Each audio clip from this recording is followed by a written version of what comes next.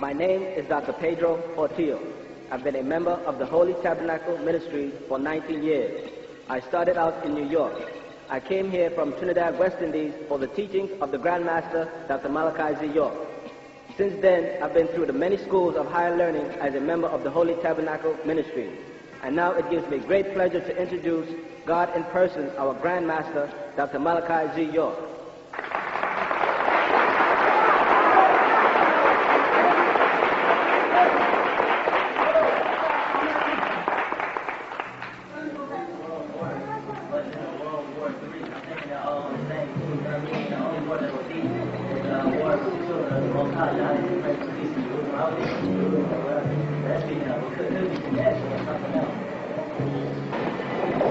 The New World Order, as the brother said, was in existence when the secrets was made like people like Napoleon Bonaparte, who were all Freemasons. When they found out that the Bible and the Torah was other stories copied from the ancient Egyptian mysteries, and they set up the floor of the lodge, and they brought the lodge together by bringing people to order in the court. Court is a square yard, the courtyard. Order in the court. You understand what I'm saying? Once they removed God out of their minds, then the New World Order was in. You're dealing with people that will say, in God we trust. You follow that? Listen to this thing. It does not mean that God controls the affairs of my life. It does not mean that I depend on God. It does not even mean I believe in God. It means in God we trust. And who is that referring to? Not the people who are judging. Therefore, not the judge. It has to be who? The person on trial. You know why?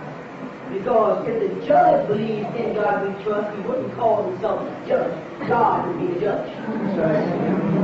And there's an answer for every crime written in that Bible. They will make you put your hand on the Bible and swear an oath. And you either left or right or left. You know what I mean by that? If you put your right hand on the Bible, then you got to raise your left hand. Or you got to put your left hand on the Bible and raise your right hand. So the deception principle is already taking place. Because one or the other is wrong.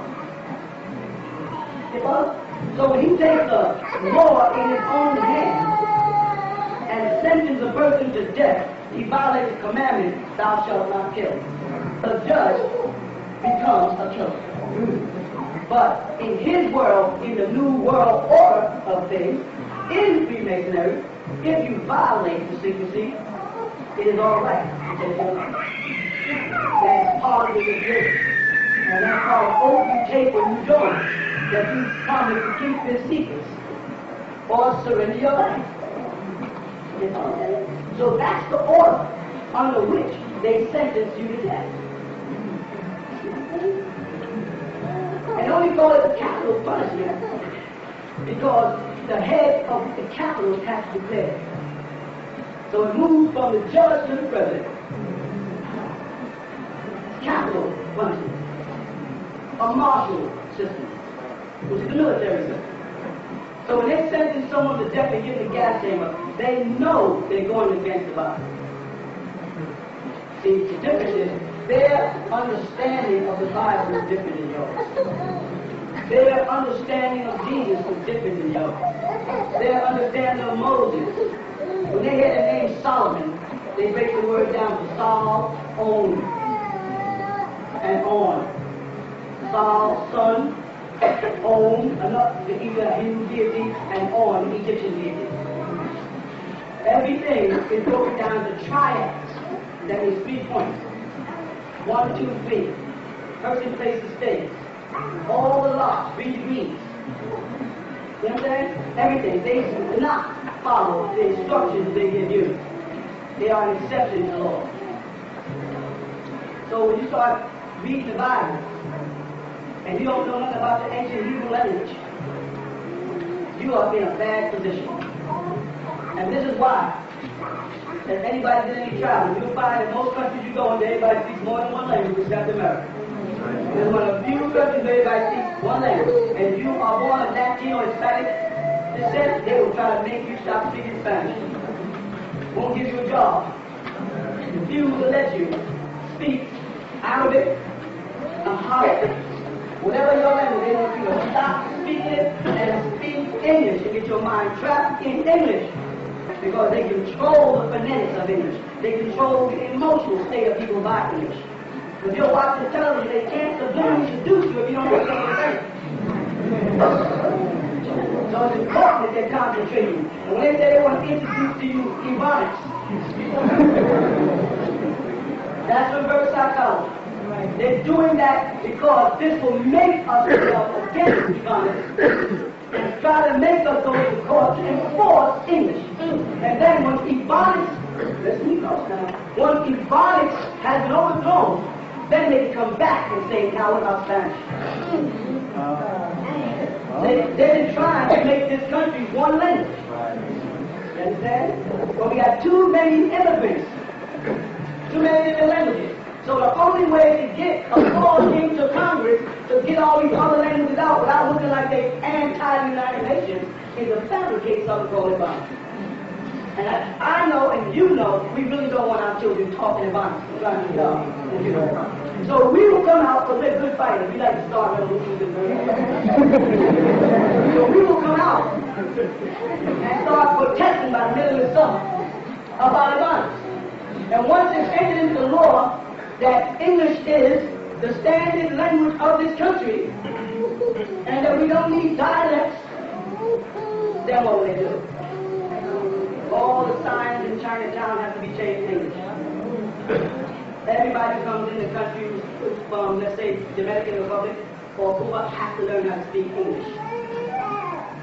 About that, you won't even hear the word like that anymore. If you do speak Spanish, yeah, it's nice to know. Let the Lord speak the language. You follow? Now, who's doing that? Who's doing it? Not the Jew. Because see, the Jew falls into the bilingual game. He still has his Yiddish and his Hebrew kids spoken. But he lost the country. There's a war going on under your nose that you don't even know anything about. The blonde hair, blue eyes are fighting the red hair, green eyes. The Irish, they are now fighting the other Caucasians. Look on television, all the women got red hair all of a sudden. What happened to the beauty blonde hair, blue eyes? They lost the country. The Jews bring in the blonde hair, blue eyes, because the Jews are Hitler lovers. The Irish aren't. See, the Irish are cowboys. So now the country's saturated with what? Country western music. I tried to get y'all up there when it was happening by putting on cowboy clothes, so when the transition came over, it wouldn't bother y'all. Oh, niggas and cowboys, that's nice. I knew I was doing. It wasn't no coincidence. I watched the transformation. I told the people around me, the country's getting ready to shake hands. The Jews have lost power. The Irish are coming back to power. The Irish hate you more than anybody. They were ones in this country, they were jealous because you got the job. But yet, he got the dirty job when he came here. Because they wouldn't give you a dirty job because you cost too much money. So they wouldn't let you go climb up on the bridges way up and high. They said the Native Americans and Irish are there. They wouldn't let you work inside the mine because mines would collapse and you would die. And you cost some money. Slavery was expensive. And you know what the sponsor was saying, Sears. Sears and Roebuck, their first catalog was a catalog of slaves. It had nothing to do with what Sears has right now. The whole catalog Sears set up was the person who made a catalog selling different type of niggas. I can get you the all light niggas you want on short catalog. Sears and Roebuck catalog really was. Better wake up, there's a massive deception going on. We don't have time to play. The best thing that's happening to us right now is the fact that they're beating happy hell out of each other. They're going off. I told you, lose the end of their rule, they're losing their mind. Every day you turn on Roman children babies. Throwing babies out the windows, drowning babies, killing their babies, all kinds of stuff. They do that, they're blowing up buildings. We don't blow up buildings, we ain't got no bombs. When they had the Obama church in their head, they said, oh, the Muslims did it. Muslims ain't got no bombs. You have a hard time getting 22. Because if want to buy 100 pounds of dynamite? Before we got down the block, I'd be all over it. But a Canaanite, or Amorite, as it's called in the Bible, Caucasian, they can go in there and buy anything they want. That's real. And the trick is, again, the New World Order is when they came in into a different system of belief pertaining to the Bible. They follow that? And they set up the orders, the Knights of Columbus, the Rosicrucians, the Freemasons, the Alhambra, the Arabic Shrine. All these are the orders that we're talking about when they speak of the New World Order. And the Prince Hall Lodge of Blacks, you ain't in. They're not telling you none of it. I know that I walked through it, the whole thing. I walked through it. And I walked through it knowing more than they were teaching. Looking at it. And then watching the game. They don't tell the Prince Hall Mason nothing. They got to walk through that archway before they get any information. They walk through that world arch after they ask them, do they want to get inducted into the higher order? And the Nubians, they don't tell you yet. But if you go back and look at the Shrine Manual, when the first Nubian was inducted into the shrine, there was 130 of them. You know what it says there? 130 Nubians, not Black Americans, was inducted in Chicago in the 18th century. Right in the manual, 130 Nubians, not Negroes, not Moors. We're Moors also. Well, that's us. Not Africans, which is Nubians.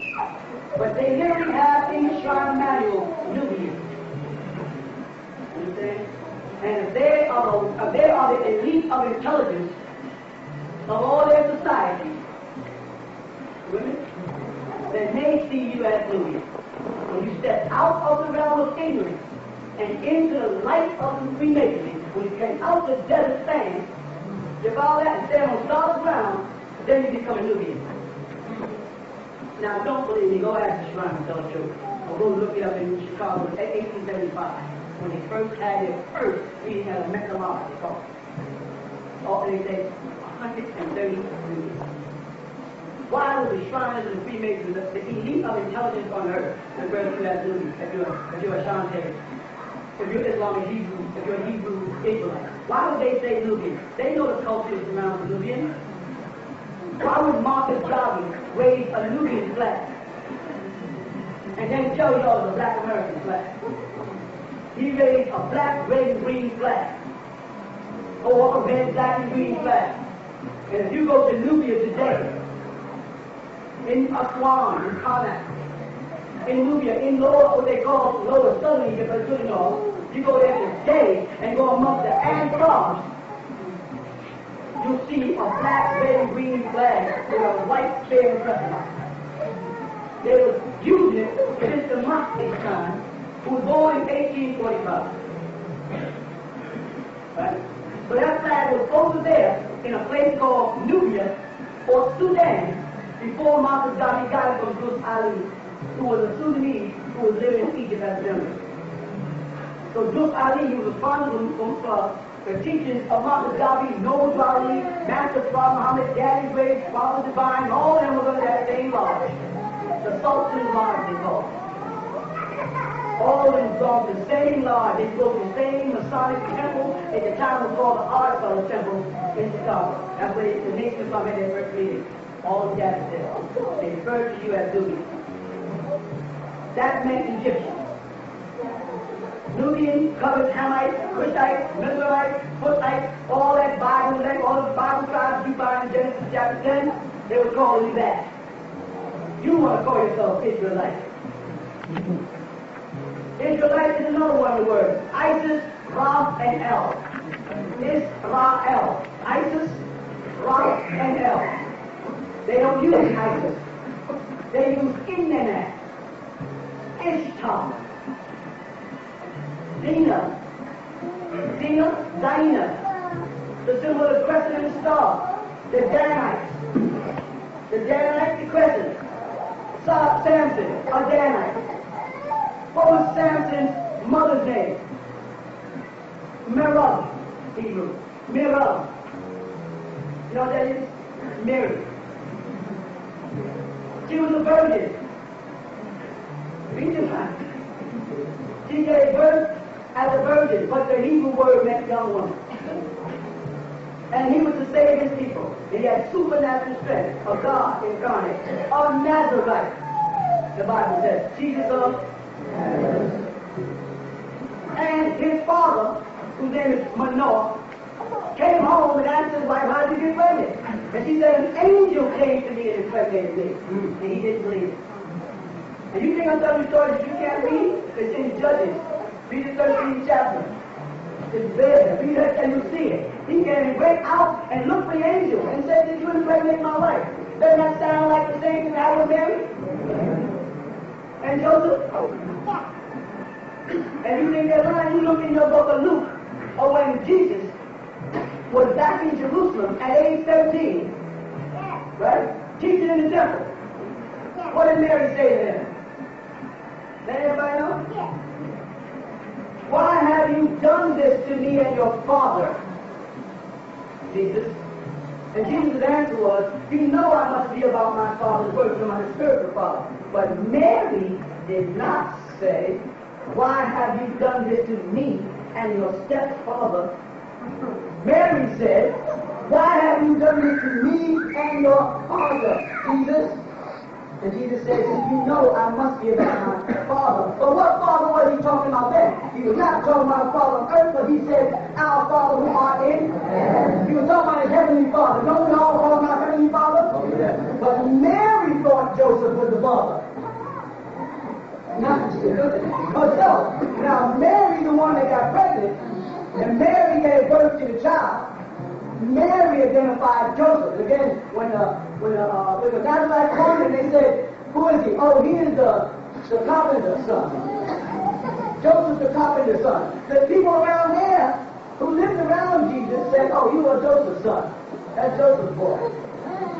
They didn't think it that way. I'm saying that to say, when are we going to get it back? When are we going to give them back the service?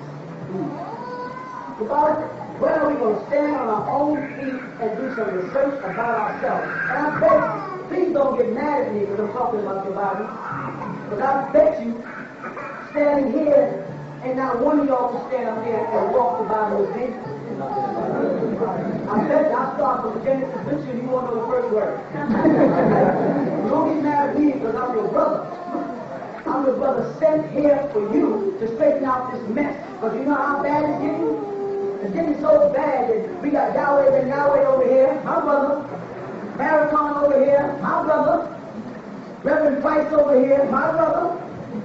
And all of them are pulling us in different directions. And everybody is right. Everybody is so right and exact because nobody puts them on the spot. We got Muslim sects multiplying in America. Shia, Sunni, Ahmadiyya. Now we got the Baha'i. We got the Moors. We got the Ansarullah. Then each one of those sects of Sunni break up into schools of thought. Understand? We got the black Jews, the Hebrew Israelites, the Israelite Hebrews, the Hebrew church. Then the brothers who went over to with Ben Amin Carter, and they're over there living in Israel, giving views. Then we have our brothers, the Rastafarians. And then the Ethiopian Coptic Church. Here in America. What is it? Diversity.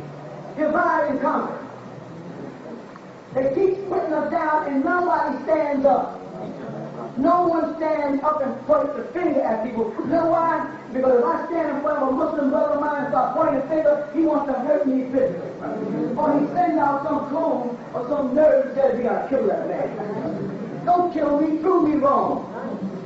Let me live, prove me wrong. Not that I want to live with you. Because I know you're killing me because you want to shut me up. Because you think if you shut me up, I won't get to the people. Because I will reach my people in time. That's right. This movement will waffle. This movement is the fastest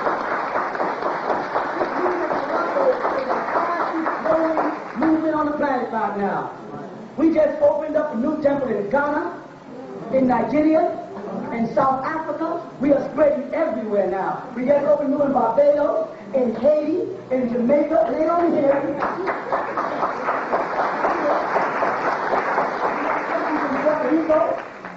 They won't let us in the people yet, but we're on our way. It's politically touchy right now here. They won't let you in.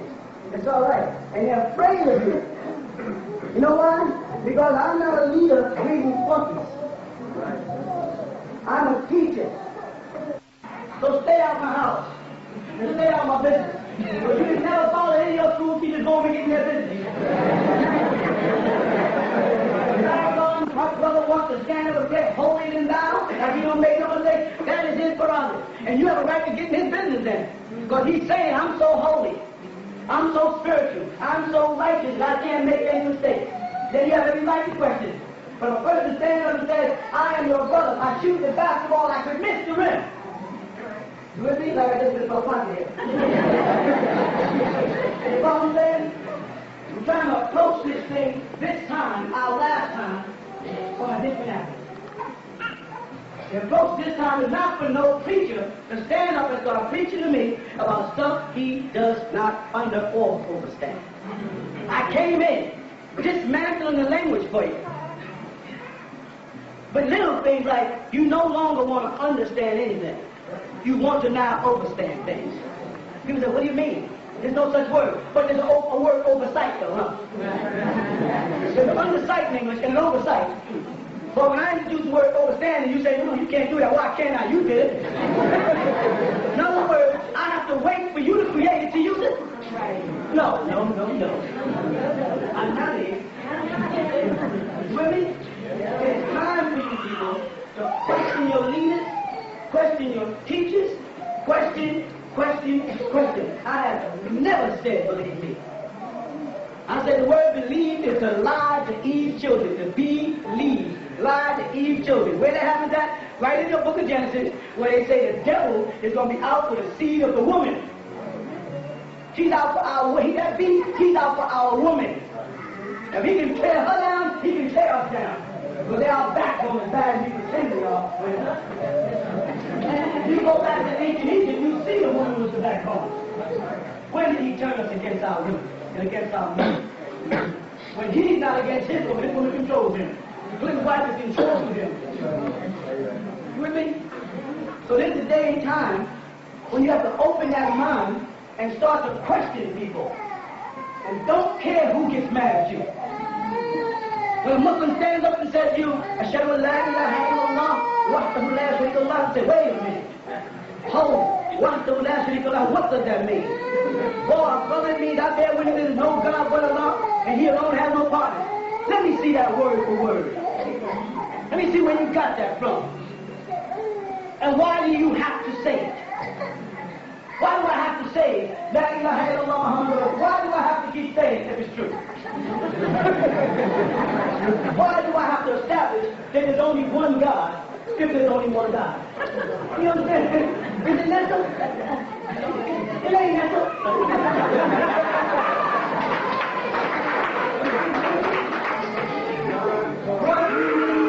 A reality. And that reality is what makes people hate you the way they hated me. Because when I first started teaching in this country, they hated my guts. They attempted my assassination maybe 50 times. Brothers and sisters, they're all and solid say. They tried everything from assassination to a gun to poison. But the Lord didn't have it arranged that way. That's right. He wanted me to get at least to this day and time. When you have reached the point where you're starting to open up and see that I am not your enemy no more than Christ was when He came amongst a whole bunch of people that was under the rule of another people who had them convinced you better not scratch against that system. Because if you do, you're going to lose your job and your house and everything else. Or Moshe, look what he went through trying to get the children of Israel to leave oppression. Look what they put him with his own people. All the way to the Red Sea. Read your Bible in Exodus again, if you believe it. When he got there, before they could cross, they still would doubt Moshe. Musa. Not Moses. Whatever name you want to give them, whatever culture you come from. They all come from. They did not believe him. How was Jesus received? With doubt. He said, you doubters. You vipers. He called them. You snakes. But he said, I come to my own. And my own received me not. Anybody in this room right now who's a Christian, who thinks in their mind and I am building my way up to saying I'm Jesus, you're wrong. So that's what y'all like to think. Right away, when someone sounds like they're saying something, oh, he will say Jesus. You wrong. I'm not going to say I'm Jesus. I am not Jesus. I could not be Jesus. You understand? Because if I was Jesus, we wouldn't be having this conversation. It would already be over. I wouldn't be here trying to tell you to get it together, but when he comes, it will be together. That's according to what you believe. There would be them sins going on over the world right now. Buses crashing, innocent people dying. But I tell you this, if you believe that your God is protecting you, you a fool. You know why? Because people are dying daily. This pilgrimage in Mecca and Hajj, people died while making the pilgrimage. When I was in Mecca, people were dying. While we were there, they were carrying people out on stretchers. They died from dehydration. Old people come there and lay up against the Kaaba and die. Planes are crashing every day. And you know the sad part about that? Those individuals that get out the plane are so demonic in their beliefs that they say, thank God I made it. The heck with all those other people that died. When they see the people coming from the plane, my relatives who survived, I run up and grab my brother. I'm so happy you made it. I don't care nothing about your brother, or your aunt, or your uncle, or anybody who died. What teaches us to think like that? Don't tell me that's no God. No God teaches me to feel like, now that somebody in my family dies of cancer, now I start studying about cancer. Now that somebody in my family dies of AIDS, now I know all about AIDS. What does that to us? What makes us go? That's not our natural way. We are tribal people. He knows we're tribal people. That's why he got laws like unlawful assembly. Because he knows when we start assembling in groups, something is brewing. And Dr. Martin Luther King Day, right up there in Atlanta, when groups of brothers were standing in the corner, the police come to get your picture, huh? They call us to gather on his day, and when we gather, they get so scared, they take your picture. Somebody might be in there thinking. They're afraid of this thing. And this is the last time. Because not only are we on our last hope, they're on their last hope. Their system, their world is falling apart. Every day people are leaving the churches. Why? Because it doesn't fulfill the spiritual needs. And when you left the church, the first thing you ran is the mosque. Everybody became black Muslims and blue Muslims and this kind of Muslim, and then when that didn't suffice, you broke up and created a little sect. But you never let me in. As an African, born in Africa, you would not accept me. You would accept a Pakistani Imam, an Egyptian who don't want to be an African, a Moroccan who don't want to be an African, a Saudi Arabian who's half Indian, half something else, half Turkish, but never an African. Now, imams are coming to America now from Africa because Islam is failing. And now they're saying we need some help.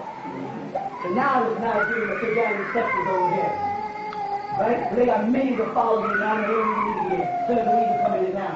Mali are coming here. They don't need to be here for this. They now are welcome. They still don't let my people see the need come to these people. They don't let us in here. You know why? Because we come in with a red, black, and green flag, not a red, white, and blue flag. We come in with the traditional Ethiopian Falashin dress of a long white robe and turban. They see that Israeli link and that Hebrew connection. They want to know what it is. Coming with Egyptian traditions and customs in our land, from our land, your land. We're a different kind of Muslim in them. And that's why they hated the Ansar Allah community. That's why they hated me. Because they couldn't pin me down as one of them. That Imam Isa's crazy. I was Imam Isa sometime and Dr. York sometime and that old disco singer other time. Depending how they felt. But I was crazy.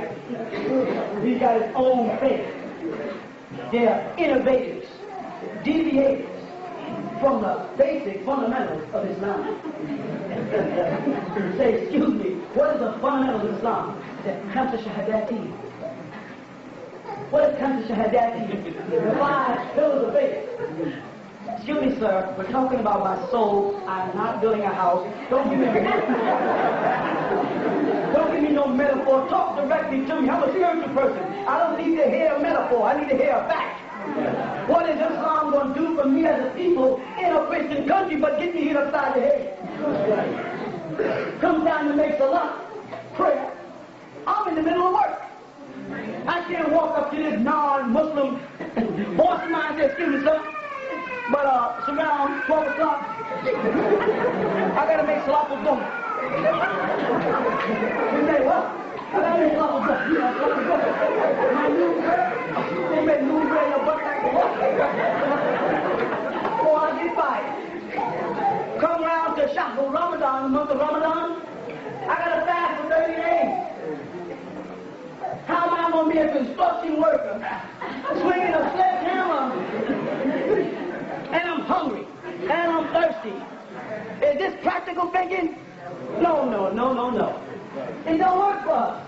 It's a beautiful gesture. It is one of our cultures, Islam. It was ours when it was pristine and pure. But when those demons got into it and turned it into the sectism and the cult, and now you know what they doing?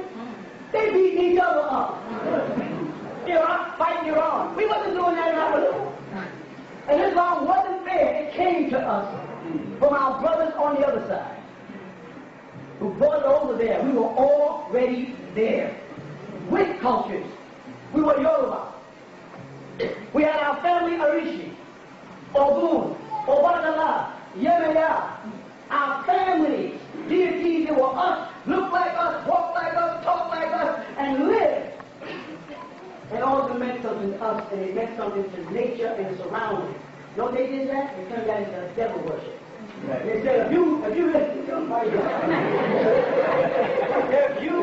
if you say that you acknowledge the sun for all it gives you, and the water and the seed, and Mother Earth for growing the food, you know what they say? Oh, that's that New Age something. There's something wrong with you. But I have to say that I believe that a woman was walking through Jerusalem, minding her business, and an apparition in the form of a spirit who they gave an Egyptian name, because you know Geb is the father of Osiris.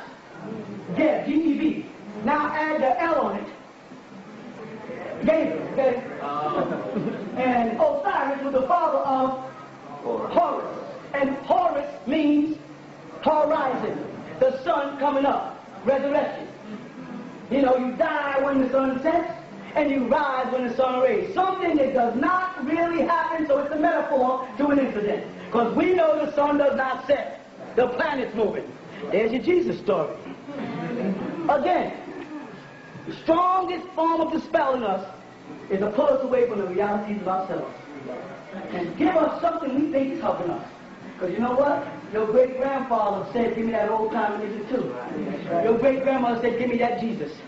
That Jesus will help me. And he did not stop the KKK from crucifying or hanging or castration. Their great fear of penis envy. You know where it comes from? You want to know? Did you do something? You promised to research it? Huh? It comes from the temples of Karnak. Karnak. That's K. You know, they might have it in their dictionary as a C to make it different. That's way down in Luxor, where the Nubians are. And it comes from the god Amun. Amun. Called the hidden one. You with me? You got that? Amun?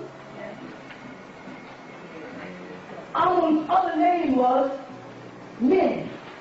M-I-N. Min. You understand? Write these things down. This Amun, who's also called Min, his deity was called Hu. The creative force of will in ancient Egypt. Hu. When you put Hu and Min together, you get human. And it is in Egypt, phonetically Christian. But it's there. Don't, what was that? Don't believe me. I ain't finished though. In his temple, the biggest temple in all of Egypt, built by us, on the walls, they show men. Can we talk here? Yeah. Standing there in his hand was a frill, and in his left hand was his penis. Anybody know about that? Yeah. It was a symbol that men who was Amun, like Ra, Amun Ra, was responsible for original creation. Here's how they worded ancient Egypt in the Mystery tablets. That nature was at a tumbling force beyond gender. And with inside nature a deity aroused. This is the story now. That's how it happened. Right? And that deity was alone and wanted to create from itself. So it took itself in hand and spat forth the seed of life. This is written in our writings. And they show statues of him standing there, a proud, strong man with a frill in his hand and his penis in his other hand. And all the priests of Amun, they met in the inner sanctum, sacred temple, 3 degrees in. The courtyard, the middle chamber, and the sacred or holy of holies. Sound like the Masonic lodge again? That's right. And in there they had what they refer to as reproduction symbolism. And on the walls and on the pictures, they have penises extended like this, drawings like this. If all of this, you can go see it. I mean, if you want to stay after class, I'll put the film on so you can see it on videotape. Or you get to catch it next week when you come. You understand? I mean, it's not vulgar, it's not disgusting. It's where they get their penis envy. It's why they told the German women that we had tails. Did y'all know that, you young folks? Yeah. That the Nubians over there, they told them the black men had tails. When they came there, the white women were looking for the tails. This is true. This is what they've done to you. This is where that starts. And this is why, here in the South, they didn't just hang and lynch your great-grandfather and them, they also castrated. Because their greatest fear is our reproductive ability. That's why they say, oh, they produce like rats.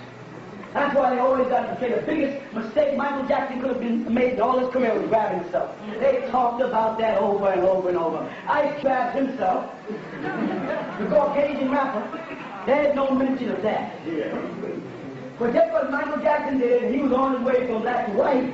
God, it was a big thing. All black men stand around holding stuff. All black men don't stand around holding stuff. And those that do are holding stuff, they know you're trying to steal everything from us, you might steal that. You know, reality is our own way of life that we got lost from. We don't know nothing about it. We have to get to the root of why we're hated, why we're abused. Because sometimes you sit home and say, what have I done to these people to make them treat me so bad? Some of us love them more than we love ourselves. I call those people stretchers. Stretchers. You know what a stretch is? A stretch is a Nubian man or woman who takes their hair and stretches it back like this.